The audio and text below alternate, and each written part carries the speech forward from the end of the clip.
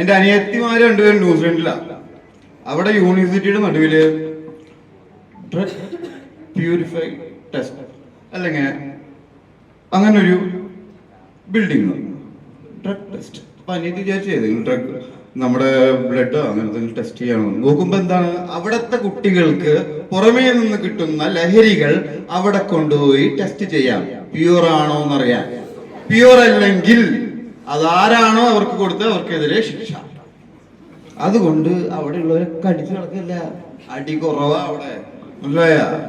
ഇത് അരുതരുതെന്ന് പറഞ്ഞ് ഇതിനെ നമ്മൾ ഭയങ്കരമായിട്ട് കൺട്രോൾ ചെയ്ത് ഇങ്ങനെ അടക്കി വെക്കുമ്പോ ഇത് കൂടുകയുള്ളൂ.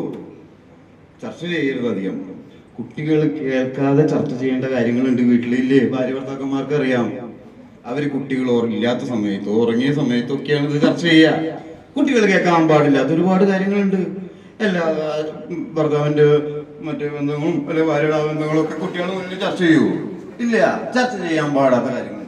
അപ്പൊ ചർച്ച ചെയ്യാൻ പാടാത്ത കാര്യങ്ങള് ഫുൾ ടൈം നാലാളെ വിളിച്ച് വരുത്തി അങ്ങോട്ട് ചർച്ച, ഇങ്ങോട്ട് ചർച്ച, അവിടെ ചർച്ച, മെസ്സേജ് അയച്ചു, ഇങ്ങോട്ട് ആള് തോണ്ടി പിടിച്ചു. ഇതൊക്കെ ചർച്ച ചെയ്യേണ്ടതല്ല മാധ്യമങ്ങളിലൂടെ. മാധ്യമങ്ങൾ എന്താണ് ചർച്ച ചെയ്യേണ്ടത്? പ്രൊഡക്റ്റീവ് ആവാനും മുന്നോട്ട് പോവാനും. അതുവഴി ഒരു നാട് നിൽക്കും. ആൾക്കാരെ പറ്റി കുറ്റം പറഞ്ഞുകൊണ്ട് ഒരു നാടും വളരില്ല. വളരുമോ? എന്താ വളരുക? തമ്മിലുള്ള ദേഷ്യവും വിദ്വേഷവും. അതുവഴി തല്ല്. അപ്പൊ നല്ല മേളായി, നല്ല വാർത്തയായി, 4 പത്രം കൂടുതലായി, അല്ലേ?